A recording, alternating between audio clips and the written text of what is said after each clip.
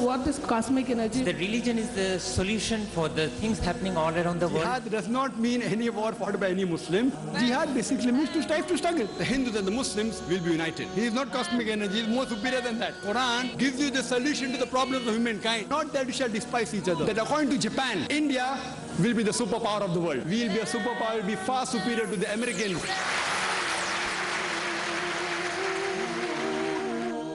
أعوذ بالله من الشيطان الرجيم بسم الله الرحمن الرحيم ادعو إلى صبر ربك بالحكمة والموعظة الحسنة وجادل بالتي أحسن رب اشرح لي صدري ويسر لي أمري واحلل عقدة من لساني يفقهوا قولي. I welcome all of you with the Islamic greetings. Assalamu alaikum wa rahmatullahi wa barakatuh. May peace, mercy and blessings of Allah subhanahu wa ta'ala be on all of you. You are most welcome to ask any questions on Islam and comparative religion, or if any question which a non-Muslim have posed to you and you are unable to reply, this is the opportunity. So the question, you're most welcome, brothers and sisters. Yes, brother. जब भी आप मोहम्मद पैगंबर जी का नाम आता है तो उसके पहले उस पे रहम हो जाए ऐसे बोलते हैं ना, तो वो तो रहम तो हो गई है, अभी बोलने में वो क्या मतलब है? Well, that's a good question. That whenever we take the name of Muhammad sallallahu alaihi wasallam, why do we say that may peace and blessings of Allah be on him? He is already a messenger. Why should we do that? He is already blessed, etc. What is the reason? One thing, because Allah says in the Quran that we have to send durood, we have to send blessings, we do it because it's Allah's commandment. But if you ask me what is the logical reason, what I say is that the reason Allah is asking us to praise Prophet Muhammad sallallahu alaihi wasallam is because it is a normal human tendency that the person who we praise, the person who is very famous, who is well known for a particular activity, we tend to follow his guidance. And I always give example that suppose your mother has a heart attack, and if you know that there is a heart specialist, there's a cardiologist who's the best in the world, he's very famous. So when you want to go and take treatment for your mother, or ask how can she be cured, will you ask the best cardiologist in the world, or will you ask an unknown person or a quack? If you want to go for treatment, and if the cardiologist says that my treatment is free, who will you go to? The best in the world, or would you go for a normal doctor, or will you go to a layman? Who will you go to, brother? To the best cardiologist. Why? Because he's famous and you know that he's the best. Similarly, when we send our blessings on the Prophet or when we praise him, we send blessings so that we ask Allah subhanahu wa ta'ala to bless him for his good works. Whenever we say, may Allah bless him, may mercy of Allah be on him, the reason is because we are agreeing that he was one of the best human beings in the world. We tell even to the Sahabas, radiallahu an, may Allah be pleased with them. That means we say that these companions of the Prophet, may Allah be pleased with them. That means why we are saying that? Because we know that these people are good people. The moment we acknowledge that the Sahabas are good people, and Muhammad sallallahu alaihi wasallam is one of the best human beings in the world, he is a messenger of God, then whatever he says, it is but natural, we have to follow the guidance. When we go to a heart specialist, and when he gives you the treatment, you follow the treatment. Similarly, the moment when we say that may Allah's mercy and blessings be on the Prophet, the main point is because we consider him to be one of the mightiest messengers of Allah subhanahu wa ta'ala, of Almighty God. We consider him to be one of the best exemplary human beings in the world. So the moment we ask Allah to put mercy and blessings on him, for the other messengers, it is peace be on him. Even they we respect. So that means that we have to follow their guidance indirectly. That's the reason when people ask me that why do we praise Allah, Allahu Akbar? Allah is already the greatest. So irrespective whether we praise Allah and call him Allah is the greatest, he will not become greater. Even if we don't say Allahu Akbar, yet Allah is the greatest. He will not become greater. The reason we say is because of our own benefit. And Allah says in Surah Fatir chapter 35 verse 15, it says, it is you who require Allah, Allah does not require anyone.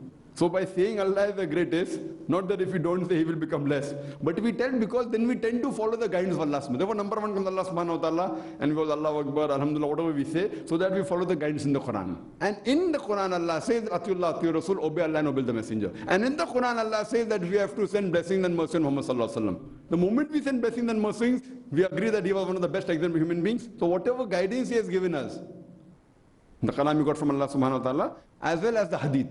So these are indirect human natures which Allah knows. So that is the reason I feel Allah always tells us to send blessings and mercy on the Prophet Muhammad. Hope that answers the question. Any brothers? Yes.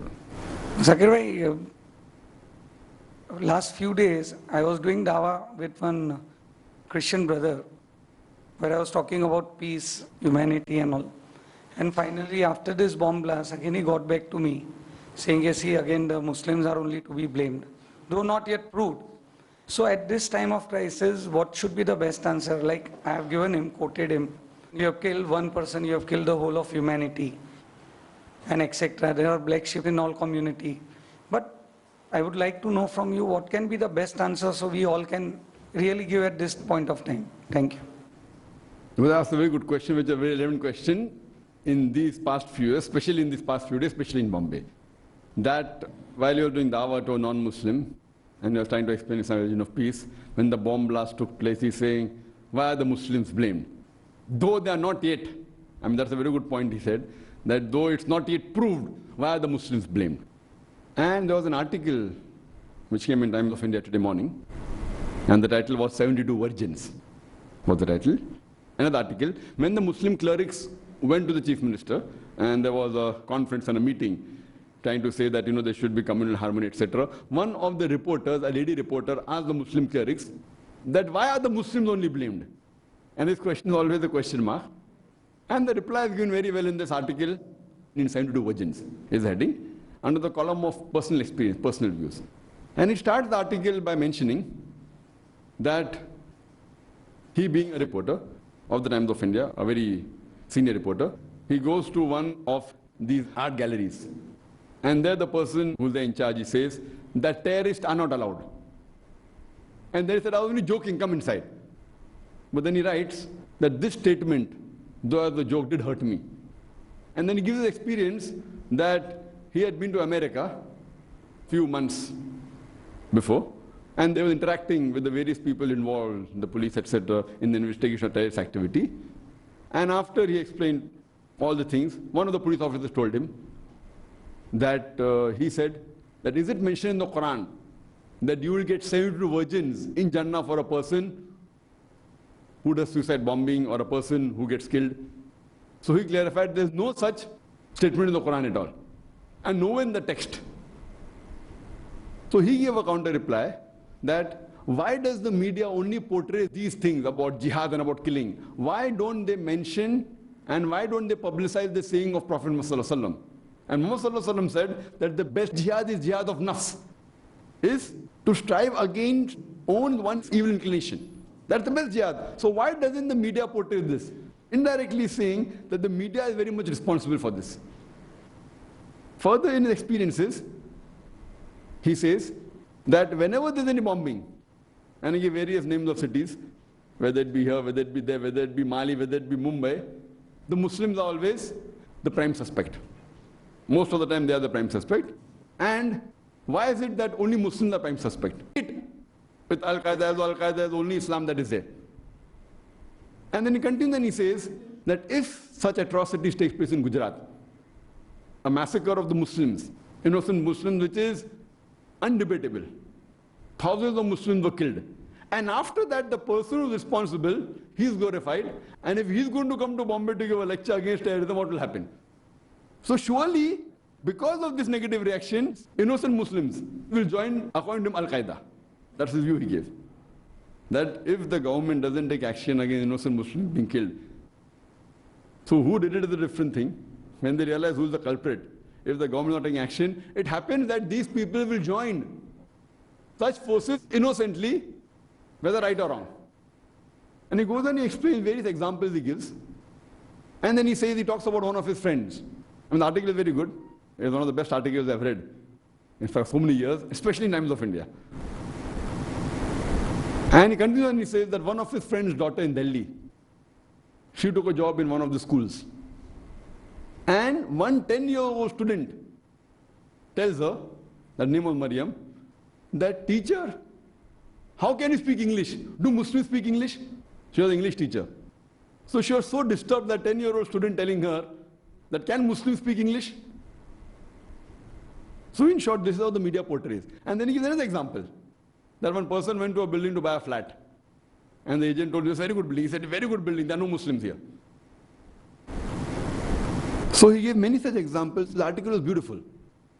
In the last paragraph he mentions, but when I was seeing the news channel, I saw a Hindu couple searching for a Muslim boy. And when it was inquired that, was the boy a relative? They said, no, he was not my relative, he was like my son. And then he ends the article by saying, it is such incidents that rekindles my faith in India and gives me hope that India again will be a good country. He ends the article. And I would like to say that such articles in Times of India rekindle my faith in Times of India. The Times of India also will be unbiased. And we have to appreciate such articles. Now this replies to your question also. That why are Muslims the suspect? Because the media portrays them. And the reply you gave, black sheep of the community is right. But only saying about black sheep, the answer that I gave is right. But as time goes on, the answer keeps on getting modified. The answer is right. The answer remains the same. The answer what I give always, that they pick up the black sheep community and they portray as though the exemplary Muslims. And they give information about Islam which is half-baked. They quote the Quran out of context. So this is the main thing. What we have to tell, that this media, they influence the human beings.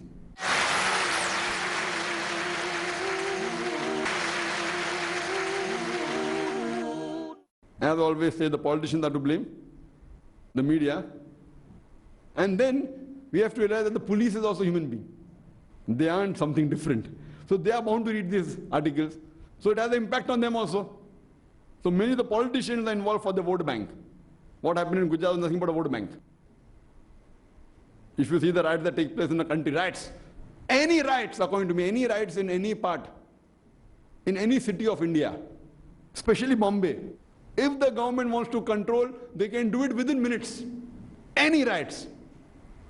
Whether it was in Gujarat, if they want. But then they take decisions. Like what happened just a few days back. They take decisions. Okay, we won't take any action. You be cool, you don't do this because for the vote bank. They are worried that if we book the culprit, we may lose our vote.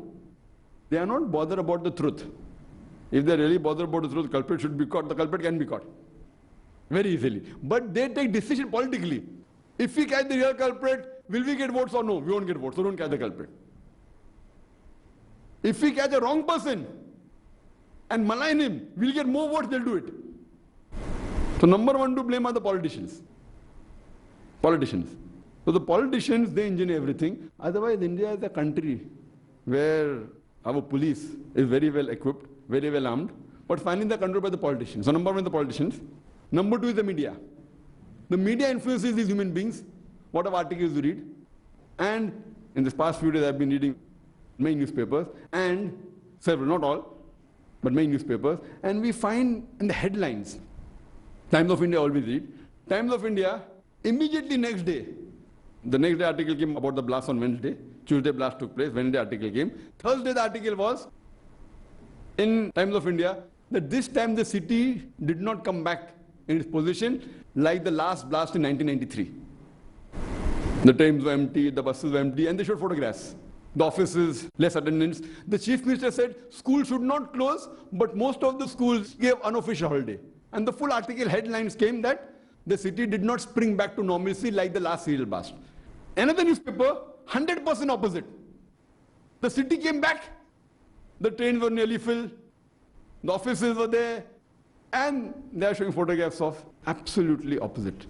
In the inside news briefs, you may find, yes, some schools did not open, but the headline was, so when a person reads the second newspaper, DNA, if you read that newspaper, oh, the people are back to normal. Means whatever took place in Bombay did not cause a difference to the Mumbaiites. They are for work and they came back. If you Times of India only, absolutely different picture, two different pictures. 100% both headlines. Next day you read, it comes in one of the newspapers, that LET and Simi are the prime suspect. The other newspapers are mentioned only of LET, Simi, nowhere in the newspaper. Here they blame one person. So when we analyze different newspapers, and everyone doesn't read 5-6 newspapers. Normal majority reads only one newspaper. So I say it is the role of the media not to cause any rumor. And I'm told by people, news channels, you find that many things, when they get a news, without analyzing right or wrong, they blow it out of proportion. as though he's the male culprit.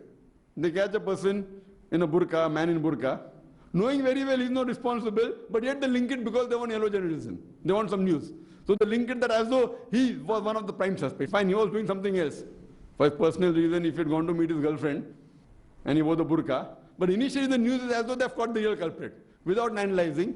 So by the time the clarification comes, the news comes in headlines, clarification comes in news brief. So normal people when they read, has to be this person in burqa is doing that.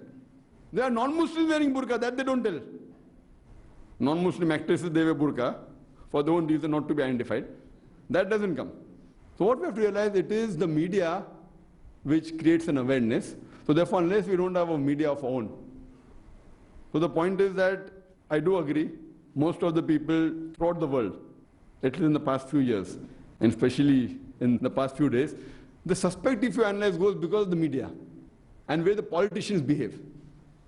And many a times, even if they know that the culprit is a Muslim, but if they feel if we catch the Muslim, we lose our votes, they will not catch the Muslim. So the Hindu politician will not catch the Muslim, even knowing he's the culprit, because he knows that if I catch, I will lose my votes, so he will let the Muslim go. On the other hand, the Muslim is not a culprit. If we frame a Muslim and catch him, we will get votes, he does that. So most of the time, if we analyze the scenario, see, this is a different situation now. Blast is a very big thing. But when it comes to normal things, the lower level riots and all, surely 99.9% according to me, the police knows who the culprit is. The decision is taken by the higher up authorities. They can easily, there are photographs shown by the person who has done, launched the bus, yet he is not caught. A photograph is shown, what witness do you require now? So it is the decision taken at a high level that should we let this political party go or not. So if everyone is truthful that the culprit is whether Muslim or Hindu or non-Muslim, he is caught. Let my seat go. If few politicians down the generation do this, our country will improve. So mainly to the politicians, they are more bothered about their seat rather than the betterment of the country. If they really think about the betterment of the country, sometimes if they take a decision, like a police takes a decision, though they know the culprit, if we catch him, there will be riots and all for the betterment of the masses, this decision I don't mind. A small mistake someone has done. If we catch him, it will go into snowball. But not bother about the votes, bother about the betterment of the citizens of India or of Bombay. Then they take the decision, now we should not take action, it's fine. But later on when it subsides, they should take action. So such decisions taken for the betterment of the citizens of India, I am for it. But most of the decisions are for the political vote bank. That should they catch the culprit or not.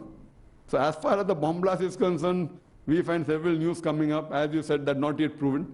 What happened, 93 blast, yet the judge hasn't given his verdict. Many people are yet in jail. So imagine a person is more than 10 years in jail, not yet proved. Imagine if a person is proved that is involved in a certain case, how much punishment he gets? 5 years, 10 years, 15 years. Now already, more than 10 years has passed. So what we have to realize that I feel most of these things are politically motivated. According to me, that's my opinion. And the media. The media to let their paper be #1 newspapers. Some media are biased that we are for this political party, so they support that. Some media, they are more interested that they want something sensational. So here I would say that, if you analyze, that's why I'm a pre-Times of India. The Times of India didn't give. I'm not the early Times of India. Fine, afterwards then they may give that, okay, the prime suspects may be, but not as headline like the other newspapers. But they clarify that, and here as though it is in some papers, mastermind name so and so person XYZ. So what we have to realize that we should tell the media to have restraint. So what happened, a layman when he reads these newspapers, he starts making up an image. And imagine, same thing in America. Oklahoma bombing, what happened? Middle East conspiracy. The person was caught. He was a soldier in the American army. That comes just one day finish. So weeks it's coming, Middle East conspiracy. When they catch the real culprit, 1 or 2 days, they're out of the news. If you haven't read that day, you will think yet the Middle East conspiracy is there. So what happened? The mind is built up. So they cause the damage of 100 points to Islam. The news comes, they are not responsible, negative 10 points. 10 points gets condoned, 90% yet. So what happened? Even 11th September today, there's no proof. Prime suspect, Osama bin Laden, Al-Qaeda. I'm not in favor of Osama bin Laden. I don't know him also. I don't know if this is good or bad. But the thing is that when Johan Redley, When she went to Afghanistan, she was asked this question, she's a British reporter. What are you with Al-Qaeda? She said, I doubt whether Al-Qaeda exists. That's her view. I'm not saying whether it's there or not. She said, I doubt whether Al-Qaeda exists. So what we realize that prime suspect, but 90%, more than 90% of the human beings, including many Muslims, yet think Muslims have done it. There's no proof. So what we realize that it is the media to be blamed, unless we have our own media, and we have to clarify. But one thing is to be noted, that killing innocent people is haram. In all the religions, including Islam, Islam goes a step further. Islam says in Surah Ma'idah, chapter number 5, verse number 32, if anyone kills any other human being, whether Muslim or non-Muslim, unless it be for murder or for creating corruption in the land, it is as though he has killed the whole of humanity. And if anyone saves an human being, it is as though he has saved the whole of humanity, the whole nation. And now when we see that where the CL blast took place in Bombay, fortunately, unfortunately, I don't know, most of the places are close to Muslim areas. And many of the Muslims help the non-Muslims. So you may find some reports, but not a lot of reports. But if we see that majority of the Muslims, they didn't think whether the people who were victims were Muslim or non-Muslim, they helped them. So hardly they showed such things. They hardly showed this. One or twice they showed. And in the people that died, on the news channel, people tell me they didn't see a single Muslim name. I don't know. I saw in Times of India, I don't know the number of names they gave, about 60, 70, 80 names were given, out of which 6 were Muslims. So Times of India released one list which I read. In KM hospital, 3 Muslims died. In other hospital, 1. In one hospital, 2. 2 were doubtful, half Muslim, half Hindu names. I gave them half-half. So it's either 5, 6 or 7. I give 6 on average. So what we realize that here, fine, again. So now if you see the percentage of Muslims in Bombay, whatever it is, suppose 10% names are given or maybe 8% names are given, and Muslim travel less in first class, so it was normal. So what we have to realize that how do they portray is very important. We see in the newspaper that a Muslim family came to see one of the persons who was killed in the bomb blast. The moment he landed on the airport, he was caught and arrested. He was taken 15 hours in the jail, not given water. He came for the funeral of his brother who was killed in the bomb blast. He is caught as a suspect of bomb blast. They ask him, why do you keep a beard? What are your hobbies? 15 hours they grilled him. And his family was outside on the airport, no water. So all these things aren't highlighted. It may come in news brief somewhere. So imagine a person who died in the bomb blast, and then he proved his origin. He asked the foreign company to send fax. Even after they received that he's working there, yet they didn't release him. Only after 15 hours they released him. So what we have to realize that even the people in authority, they are to blame. I know their intention, they're also working hard to find who the real culprit is. But even they get, finally, by seeing the media, even they become biased. So it's our role, we as Muslims, that we should have our own media and clarify. I don't know of any Muslim media in India which is really clarifying these issues on a very intellectual level. We should have our own Muslim newspaper like Times of India, like Good Newspaper, like Time Magazine, like Newsweek, and giving an unbiased view. Speaking about the truth, analyzing the fact, that will help convey the true picture of Islam to the world. Hope that answers the question.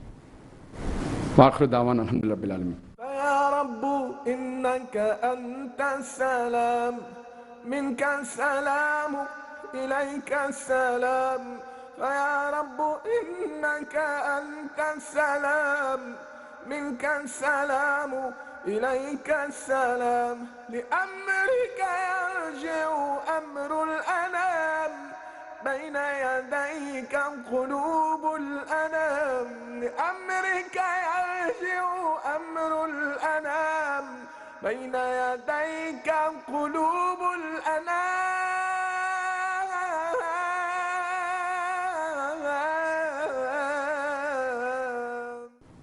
And while we